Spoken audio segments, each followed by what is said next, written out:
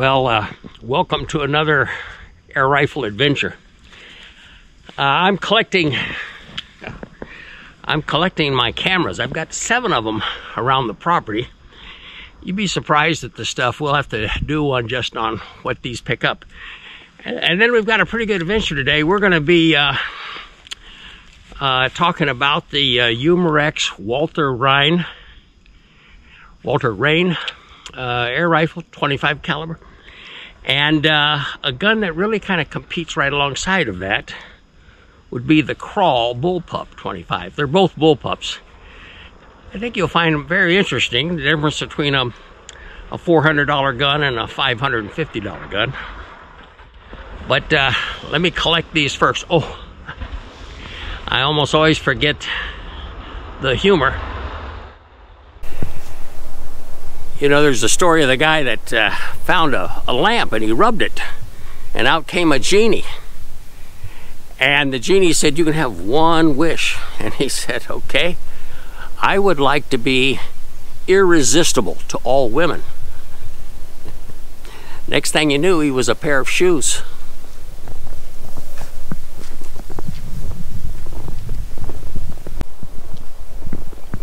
Well, this makes 2 of the 7 cameras around this property. I'm reminded that last month I was in Las Vegas for the SHOT Show. And for those of you who saw that video, you met a gentleman who's part of my personal passion with air guns, and that's Jacob Jensen. Now you'll recall that we've got lots of passions in air guns. You, I, target shooting, hunting, just plinking in the backyard, plinking in the basement. There's all kinds of passion with air guns, collecting them. And I have to tell you, at the top of my list is the fact that I talk to people like Jacob Jensen and I strike some sort of a deal for our viewers. And Jacob said he would. No, Jacob has the ownership of Patriot's air guns, and he is the distributor for Umarex. Umarex is a high quality air gun,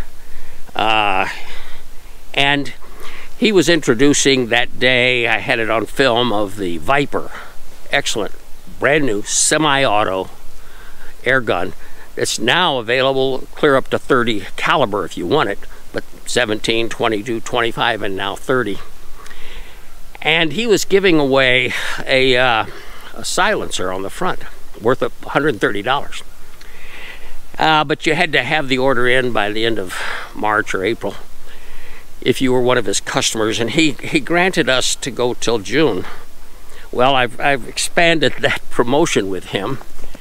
God bless him. He's agreed to provide a free silencer for any Umarex air gun that he sells, and he'll let us know when that contest ends. But it's kind of nice to get an extra $130. Now you have to use the code. The code, as you know, on CVX, it's CV Life. I mean, it's R Russ 15, and for Umarex and the Patriot air guns, it's DR Dr. Russ Air, and you get that $130 suppressor. So I hope you give him a call and enjoy that special.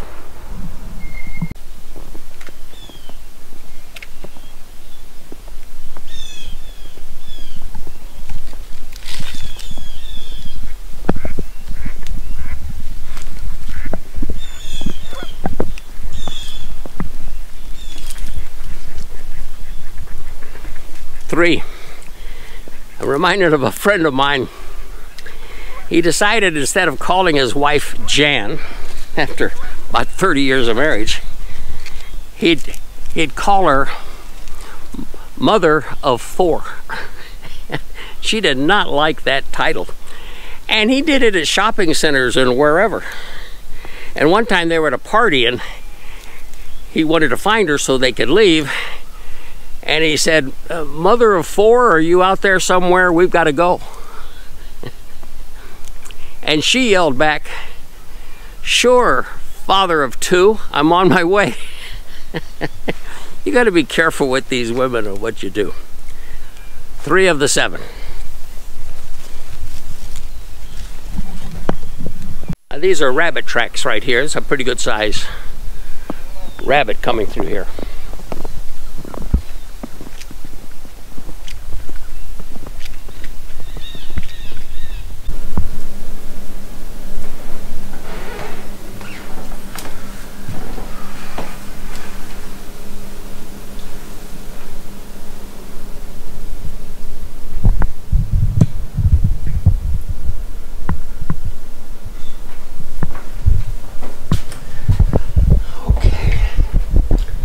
I don't know if you remember that song.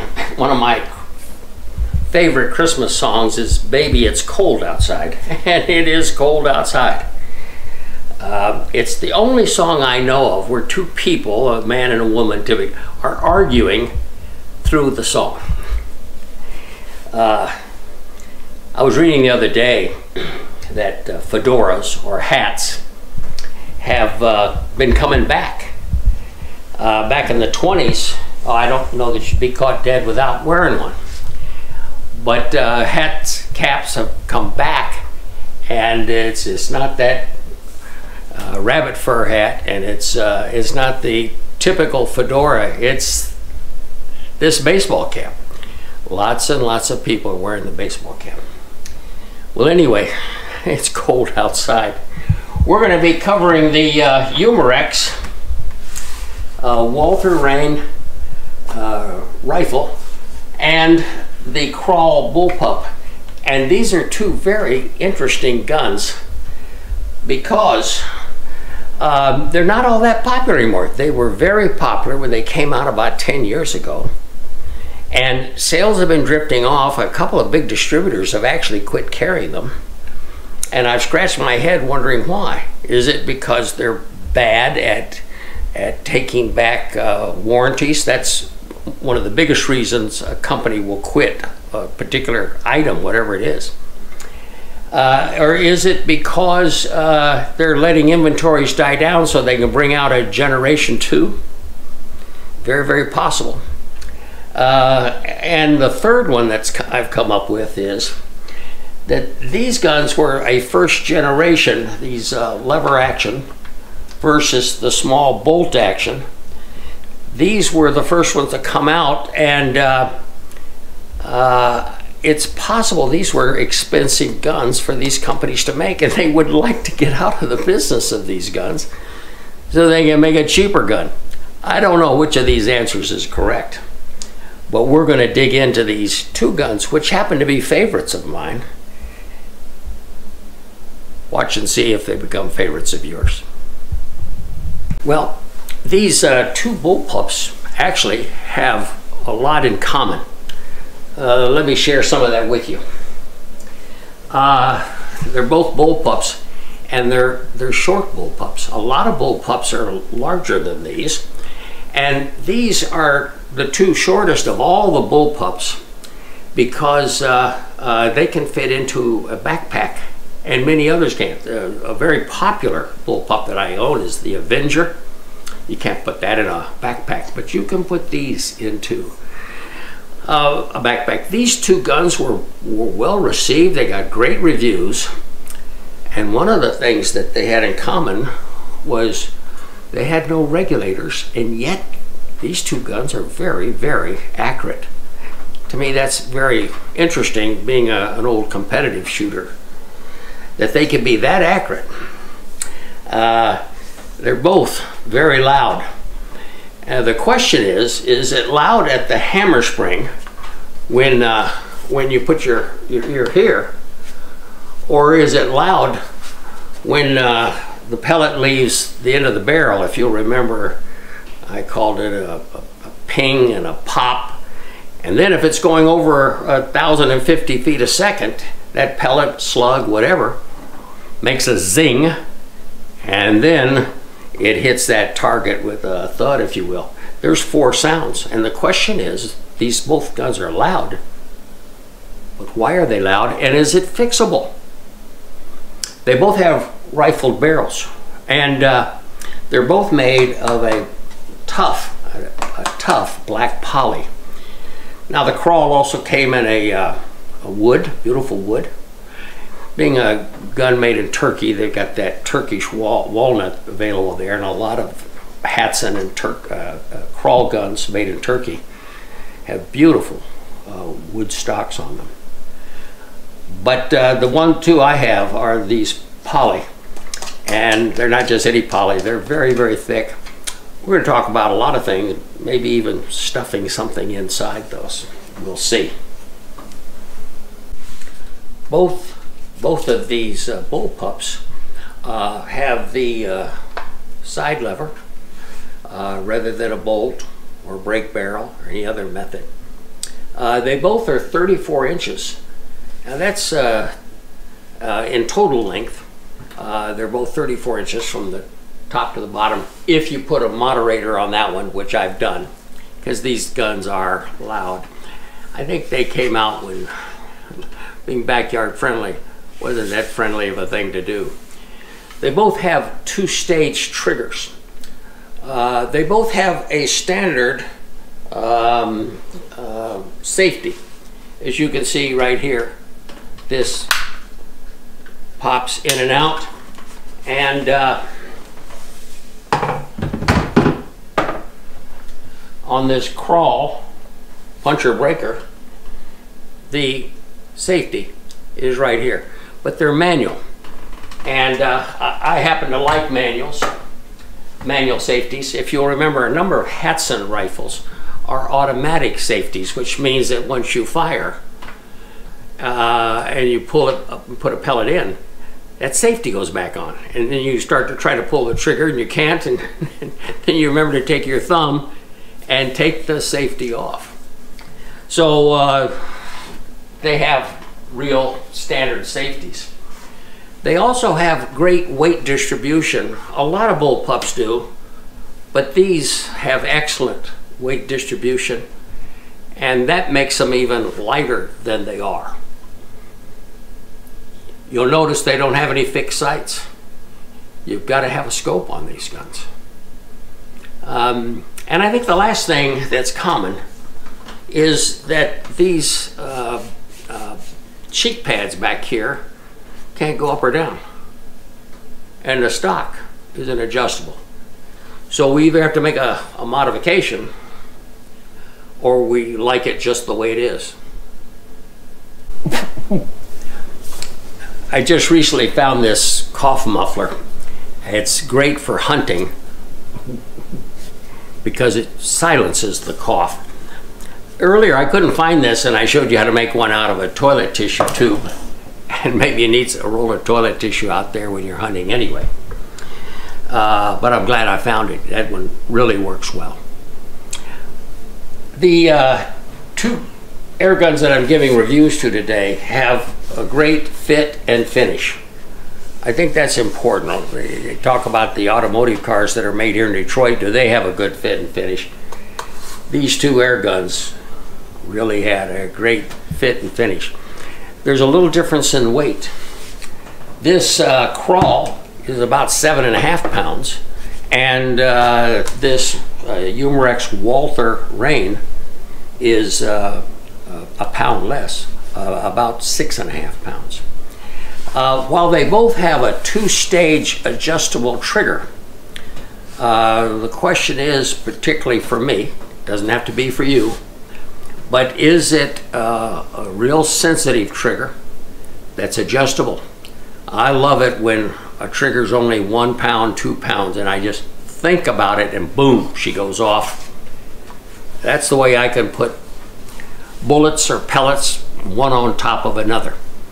The Walther Rain has a 24-inch barrel.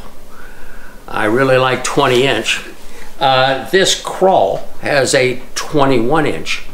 It's choked, which means if you shoot a lot of slugs through it, in time you're going to wear out that rifling at that end, in my estimation. I couldn't get information on this Walther Rain because they just didn't share that with or anything, whether that barrel is choked at the end or not. But I like the fact that it's 24 inches. I was reading some reviews the other day, and somebody was saying, you know, this place where you cock back and you put in bullets is just too far back. They need to move it 6 inches forward. And I had to laugh. Can you figure out why you don't want to move it 6 inches closer? Because it shortens the barrel.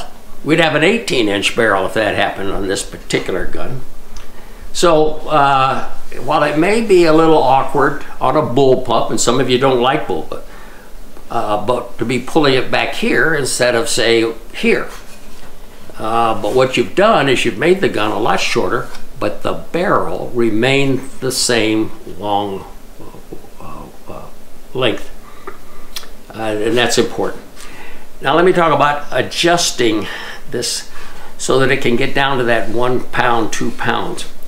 Well, first of all, you need to take this gun apart, and you have to have some hex heads. There's about half a dozen, and this gun can then, as you can see here on this front Picatinny rail, it comes in half. And when it comes in half, you're able to make some adjustments on either one.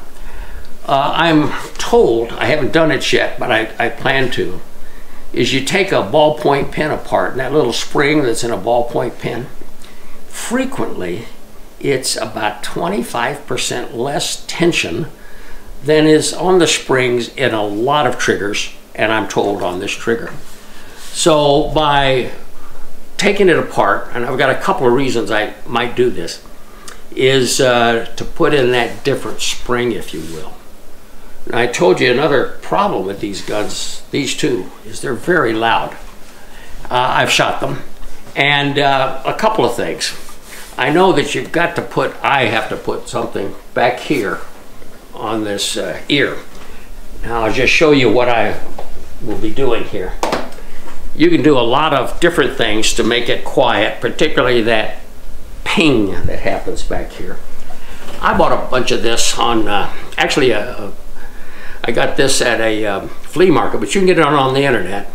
And if you notice up close, it's a foam, and then that brown paper pulls off and it's got a glued surface. And I can cut it and I can put it here. And not only does it raise my cheek, which I think is going to have to be done here to look straight into the scope that's on it, and it will silence that first of 4 sounds that a gun makes. Well, that's what I plan on this. But when I take it apart, you might want to look at some things to put into the stock and yet not change the weight very much. And there's things you could do that. I suppose you could spray some foam in, but that's after you made sure you weren't going to send any foam up into the pneumatic parts of this gun. But what I'd like is I'll put some more of that stick foam in. A good idea that I came across the other day was Play-Doh. It's not too expensive. You can get some at a toy department, and you can put Play-Doh in places here, trying to compartmentalize it. And that will reduce that ping that's going off in the ear. And a lot of people say, oh, that everybody can hear that. They can't. Your ear can, but your neighbor can't. No, your neighbor is going to hear the pow as that pellet leaves. I'll talk about that sound in a minute.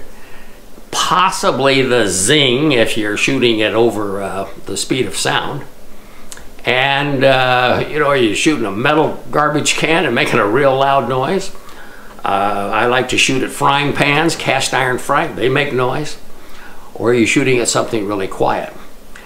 The point is, all this sound thing can be brought down considerably.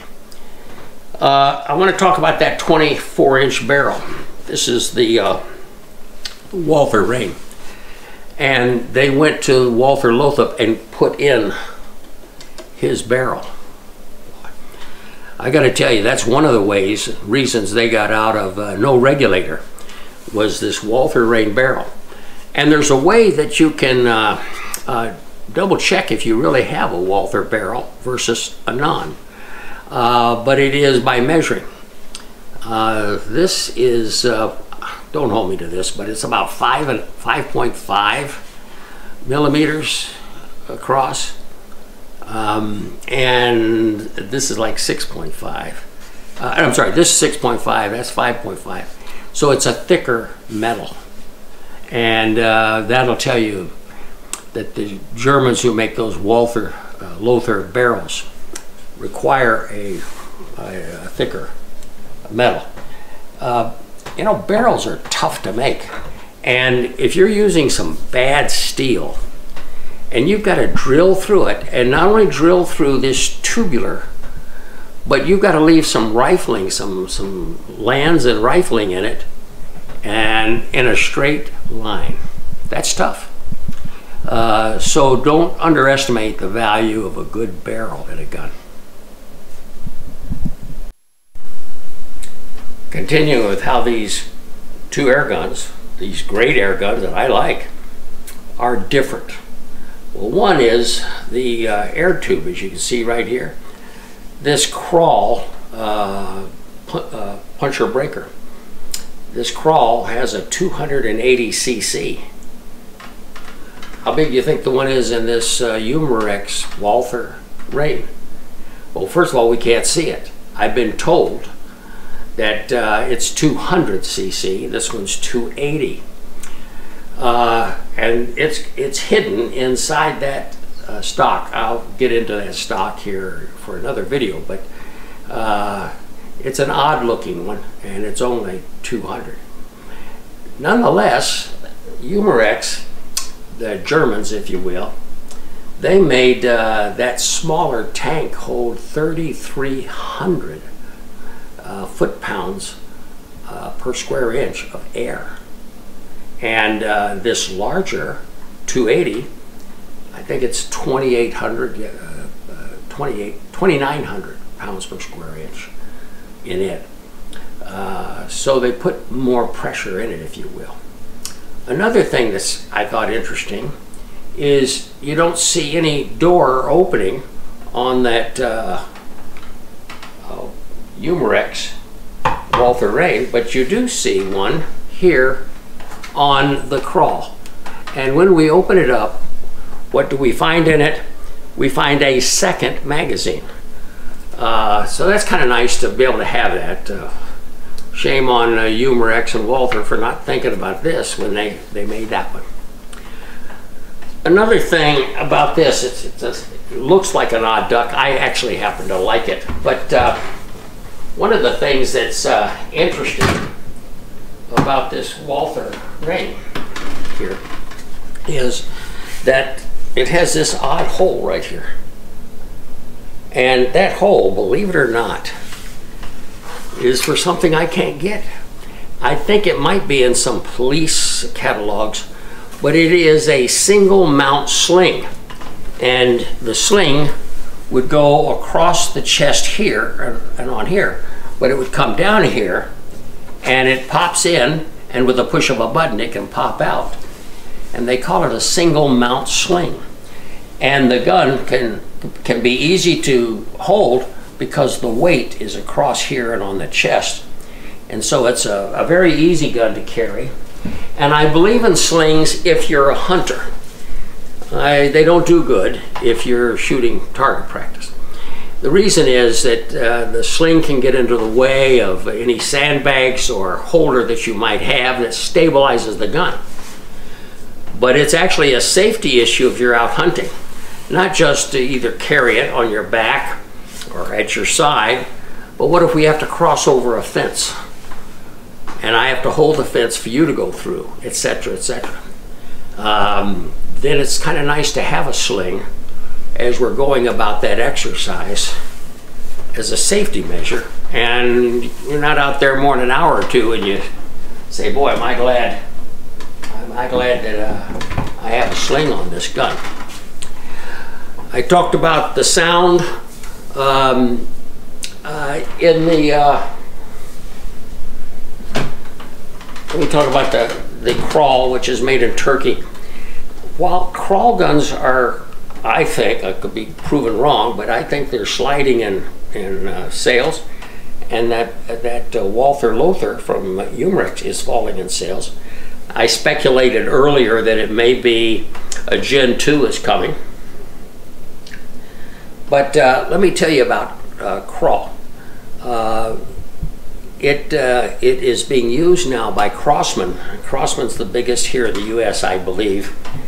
And Crosman loves that Turkish walnut. So a lot of the newer Crosman woodstock guns are made by Kral.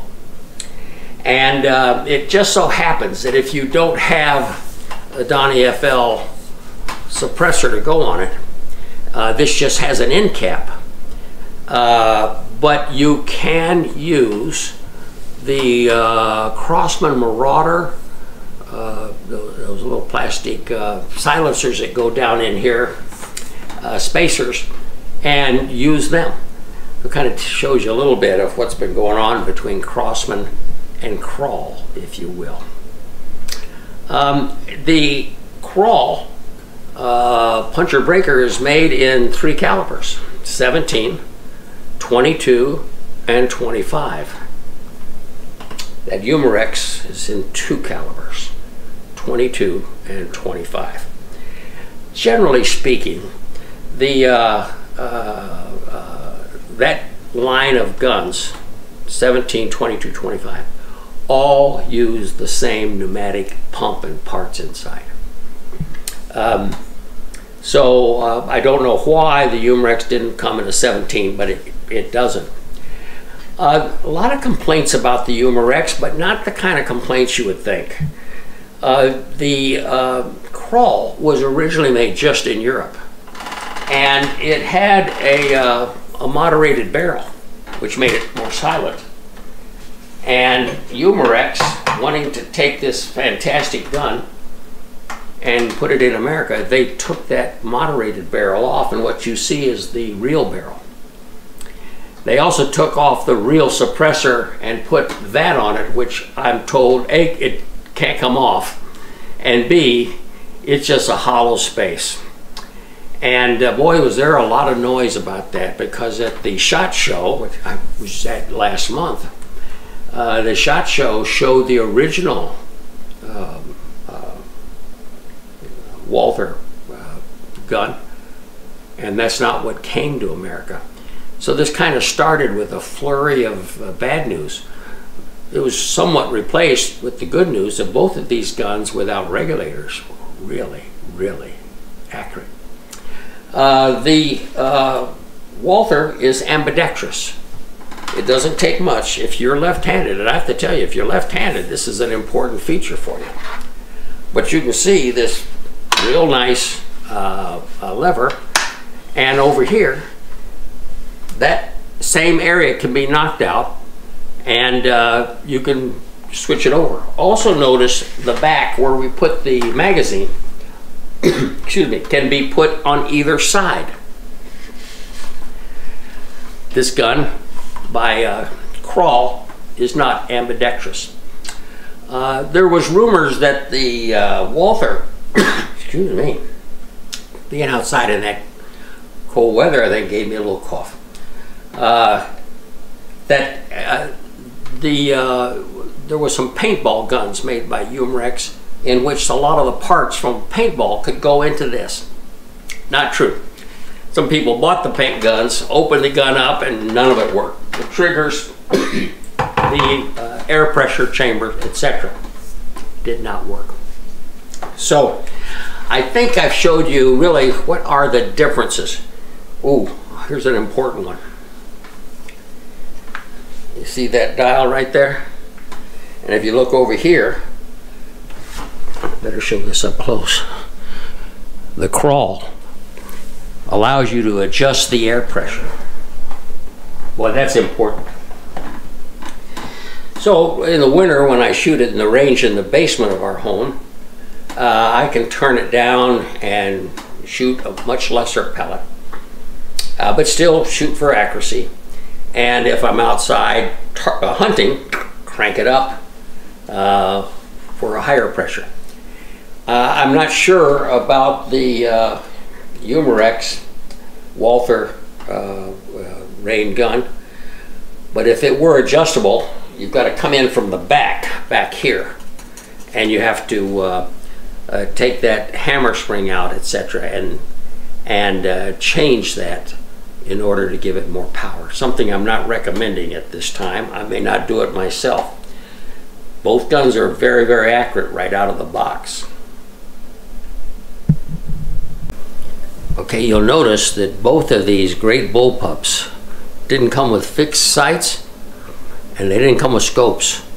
So let me just take a moment to teach you something about scopes. I've used scopes all my life. In fact, one of the things that really hurt one day was somebody said the scope should cost more than the gun. And I thought, whoa, I spent a lot on the gun. Before it was over, though, I learned that he was right, and I've enjoyed some very fine scopes on my guns. But I've got to always start with this little $10 piece, $10.99 I think it is. But this is a Picatinny rail conversion.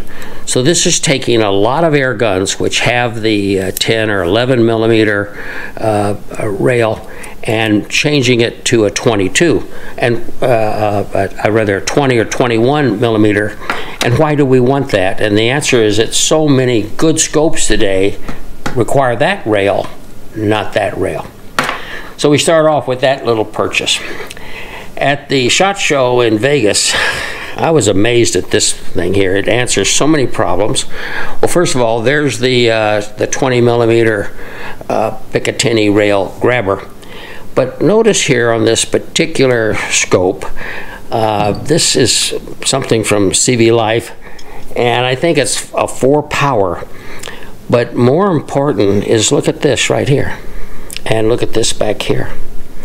So it has an illuminated 4 power, and by the way, a lot of people, 4 power is just good. A lot of fixed scopes, we call them, are 4 power, great for deer hunting. Well, here's a rifle that's 4 power, and it has the fixed sight too. Well, sometimes when you're bringing a gun up to your cheek, sometimes your breath will fog this stuff up. And so it's kind of nice to have this fixed sight with the scope. Now, if you don't need that, well, here's just the fixed sight and a laser sight that can go along with it. And these things are like $60, $70, so it's not a lot of money here. You should know this something about scopes. All of these are available in about 3 or 4 versions. First of all, that tube right there.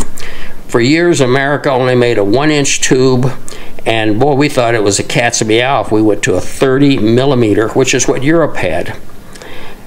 When you go to bigger tubes, this happens to be 34. When you go to bigger tubes, you increase the price, even though the power is the same. When you have this big button on the back with a little battery in it, that's an illuminated reticle. You don't need that unless you're hunting in the early morning and the late evening.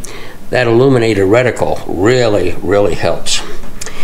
If you like the big tube and this big objective lens, well, CV Life's got them up to 56 millimeter now. And this just happens to also have a shade tube that screws on. This screwed onto that.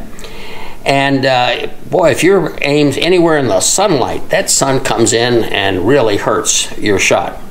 This happens to have some real nice covers on it. But this has some of the best glass, and that's another way they change in prices. Not just the size of this tube, not just the size of this objective lens, not just whether it's got the illuminated reticle or not, the variable power or a fixed power scope. All of that changes the price. So what that gets down to is, what is your budget? Maybe you only spend 50 bucks. CV Life's got, I think, some scopes for like $38. This scope right here, I know just what gun I'm going to put it on. It's not an air gun. It's a powder gun. This scope is over $300. And this scope can see out 1,500 meters. Well, air guns can't shoot 1,500 meters, but there's a few powder guns that can. And CV Life's prices, as I've seen, are about a third of what they are anyplace else. So this scope would cost me $1,000 out on the open market. Here about $300, and if you use that discount, which is my passion, getting all of us a discount, 15%. Well, that's about $45 off of this price. For anybody who calls in and uses that code RJones15, you get 15% off. So here's the small tube, the larger tube. One that I really do like for air guns, this is about $100, but it has an adjustable objective lens. So does this one over here. That's another thing that can add to the price. But notice that this is set for 30 meters or 50. In fact, it can be turned clear up to 150 or infinity right there. And that's because as we go out further and further and further, that crosshair can be slightly inaccurate. And so it's kind of nice to have an objective adjustable lens on this front. Also, I can change the illumination here to be a really bright green or a bright red, as you can see on that other side. In addition to a scope and a laser and a red dot all in one, and by the way, this comes with the mounts with it and mounts right to the gun for I think it was $130 or something. If you want the 50 millimeter size, if you want like a 44, it's under $100. So it's very, very important to just work with your budget and understand what an adjustable objective lens is, what these different tube sizes are, what the power is, what an illuminated dial is all about, and now can we have a fixed sight along with a 4-power scope. And if you want much of this, you're going to have to get this. All of it is available from CV Life. And it's very, very important that it's all level. When you go to mount these things, you want this leveler that makes sure the gun is level when you mount these scopes on. And I can only show it best that if this is the barrel of your gun and this is your scope, if you're not holding it quite level, and I'm exaggerating, I know, but if you hold it like this up and down, left and right adjustment is not going like it did when it was here. So everything has to be level. And we want it level on the gun. And then we also, let me show you this over here. We want it level when we're holding it. Now you can see the different tube size right there. That's that 34, 35, or that's a 30 millimeter. And this is your regular, I think 1 inch, but you can see a big difference there. Also, you can notice here some scope rings I have. There's your 1 inch and your 30. And we get to larger, and then the super large that I was showing you a minute ago. Notice also the spacing in here. Maybe I didn't do this really good, but there's some with no spacing, and then a medium amount, and then a high amount. And that allows this scope to be higher, if you will. There's some guns that I'm just going to use at 10 meters, and so I've got all of these different fixed sights that can go onto the guns as well. But you can see over here all of these rings. I've got every size and type here. Now there's one for a small Picatinny rail there versus say the big one here. So here's one that doesn't lift off of the barrel very much, and another one that lifts off quite a bit. Another thing we developed here, and I have to tell you that Dr. Paul and I are, well, we're amazed, but we're also very gratified that you've used us as one of your information resources as you develop your passion. And you know, we were going to do 6 of these videos, and we were doing them for 6 kids and 15 grandkids. Well, the one you're watching right now is number 135. We've just started our 4th year, and she and I were sitting on the couch the other day just thinking about how this thing has grown, and I wanted to say thank you. As you know, we've said want it to be safe and sharp and silent. I've come up with 2 more. We want it to be scent free, if you will, and we don't want to be seen when we hunt. So that's 5 S's that we want to pursue. And one of the ways we do it is with this sheet that we made up. And your sheet's going to be different than my sheet. But what's important for you as you develop your passion for air guns, whether you're a target shooter, a hunter, a competitive shooter, or you just collect them. But we've now come out, I think this thing started off with 72 items. It's over 100 now.